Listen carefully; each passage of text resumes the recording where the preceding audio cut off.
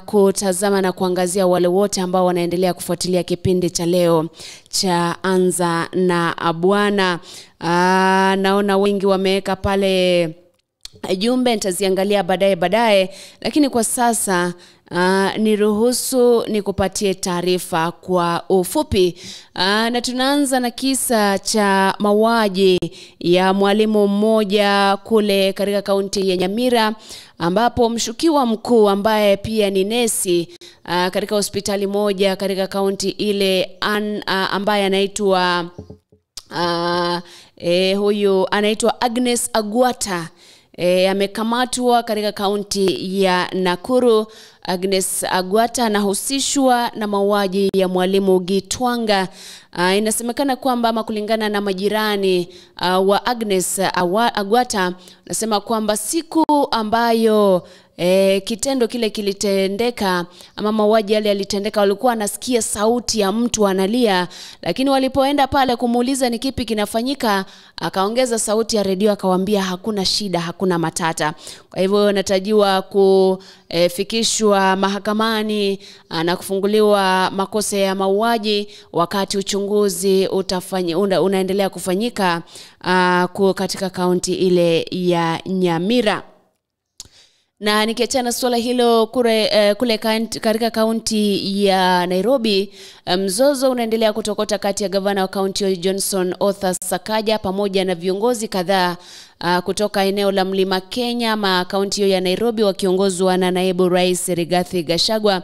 Mzozo huu ni kutokana na agizo la Sakaja kutaka magari yote yatolewe katikati mwa jiji la Nairobi na kuegeshwa kwenye Green Bus Park Terminal eneo lile, akisema kwamba hiyo ni njia moja ya kuisha ama kumaliza biashara ambayo inafanyika katikati mwa jiji la Nairobi, swala ambalo gavana Sakaja amekana akisema kwamba ni njia moja ya kuhakikisha kwamba hamna msongamano wa magari katikati mwa jiji. Ni swala ambalo linakuja wakati ambapo seneta wa Nyeri ambaye anajulikana kama Wahome wa Matinga anasema swala hilo huenda likasababisha kuondolewa afisini kwa Sakaja iwapo hata rekebisha. Wakati hayo yanaendelea, naibu rais Rigathi Gachagua anasema atafanya mazungumzo na Sakaja ili wafikie maelewano kuhusiana na kuondolewa ama kutoondolewa kwa magari yote katikati mwa jiji la Nairobi. Na katika upande mwingine ni kwamba serikali imeendelea kuhimiza ama inaendelea pia na juhudi za kuimarisha upimaji wa kansa ya kizazi. Kumbuka kwamba hili linakuja baada ya mwanahabari mashuhuri Catherine Kasavuli kuangamia kutokana na gonjwa lile, wakati ambapo mchango unaendelea ili kuhakikisha kwamba bili ya hospitali ya zaidi ya shilingi milioni 4 inalipwa kule katika hospitali ya Kenyatta. Na nikiachana swala hilo, mahangaiko yanazidi katika maeneo ya kaskazini na kaskazini mashariki mwa Kenya kufuatia kiangazi, huku viongozi wa maeneo yale wakisema kwamba mvua ndogo ama chache ambayo ilinyesha mwishoni wa mwaka uliopita haijasaidia chochote, akisema kwamba mifugo na watu bado wanaendelea kukumbwa na janga la njaa. Nikiachana swala hilo ni kwamba ambaye ni seneta wa kaunti ya Kakamega Boni Halwale sasa anawaonya madiwani ama wawakilishi wadi ama MCAs dhidi ya kuwaondoa magavana afisini. Kumbuka kwamba Halwale anazungumza haya ama anasema haya baada ya kuwa mwenyekiti wa jopo kazi ama kamati ya seneti ambayo ilikuwa inachunguza madai ya kuondolewa afisini ya gavana wa kaunti ya Meru Kawera Mwangaza ambaye alipata afueni tarehe 30 mwezi uliopita. Na nikiachana swala hilo niende upande mwingine, ni kwamba uchaguzi mdogo unatarajiwa kufanyika siku ya Alhamisi wiki hii katika eneo bunge la Garissa mjini, eneo bunge la Kandara, kaunti ya Elgeyo Marakwet pamoja na wadi ya Shela katika kaunti ya Mombasa. Kule Elgeyo Marakwet watamchagua seneta wao baada ya Kipchumba Murkomen kujiuzulu baada ya kuchukua nafasi ya waziri. Kampeni zilitamatika hapo jana, huku katika ile kaunti ama eneo bunge la Garissa mjini, seneta wa Garissa Ali Roba akiwataka wakazi kudumisha amani. Alizungumza hayo wakati ambapo alikuwa anampigia debe mwaniaji wa chama cha UDM katika kiti kile cha ubunge. Na maelfu ya watu wanaendelea kumiminika katika kanisa la St. Peter's Basilica kule Vatican kutazama mwili wa aliyekuwa Papa Mtakatifu wa 16 Benedict ambaye aliangamia wiki iliyopita, na kumbuka kwamba maziko yatafanyika wikendi.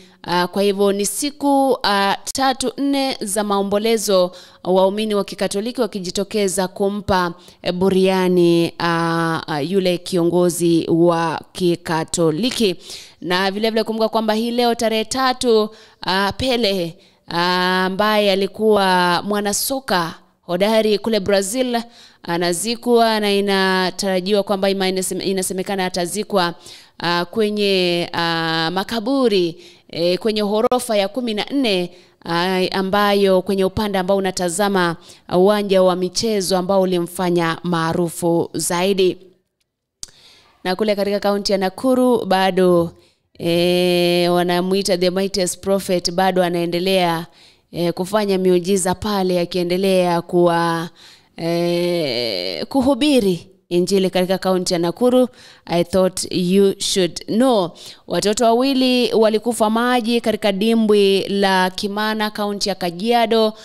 Watoto wale walikuwa miongoni mwa wengine ambao walikuwa wanacheza karibu na yale maji, na inasemekana kwamba makamishna wa kaunti ile anasema kwamba uchunguzi umeanzishwa kubainisha ni kipi ambacho kwa kweli kilipelekea wale wawili kuangamia, na wengine ambao walikuwa pale walifanya nini wakati wa kisa kile.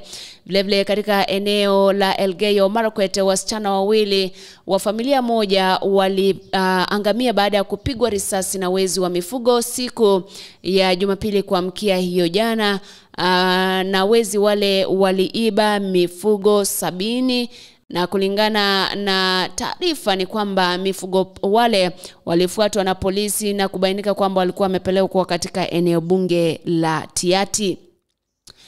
Kimataifa ni kwamba watu 4 wameangamia baada ya ndege aina ya helikopta 2 kugongana angani katika taifa la Australia. Na vile vile mwanamke wa kwanza ambaye ni rais wa mahakama ameteuliwa katika taifa la Mexico. Mwanamke anajulikana kama Norma Pina Lucia. Nikimalizia ni kupeleke katika taifa la Burundi. Na hili ni nazungumzia kwa sababu ni janga pia ambalo liko hapa nchini, kwamba taifa la Burundi limerekodi visa 9 vya kipindupindu, ugonjwa wa kolera. Kumbuka kwamba katika kaunti ya Kiambu, katika kaunti ya Kajiado ni miongoni mwa kaunti 10 ambazo zilikuwa zimewekwa kwenye hali hatari ya kuwa na maambukizi ya ugonjwa wa kolera ama kipindupindu. Kumbuka vile vile hiyo jana ulijuzwa kwamba katika kaunti ya Siaya kumekuwa na visa vya ugonjwa wa kichocho ama bilharzia. Kwa hivyo hakikisha kwamba unadumisha usafi, hakikisha kwamba maji unakunywa hata kama umechota kutoka wapi. Boil that water kabla hujakunywa. Wengine wana fridge condense it. Condensing hakuna tofauti na kuboil, kwa sababu unajua virusi, bakteria zinakufa when the temperature is so low and when the temperature is so high. When the temperature is so low, wale ambao wanapenda biology wanasema kwamba the bacteria zinakuwa inactive, na when the temperatures are high, zile bakteria zinakuwa denatured, zinaharibiwa. Anyway, ni hayo tu ambayo nilikuwa nimekuandalia kutoka kwenye taarifa kwa ufupi. Niruhusu nikupe wimbo moja kisha narudi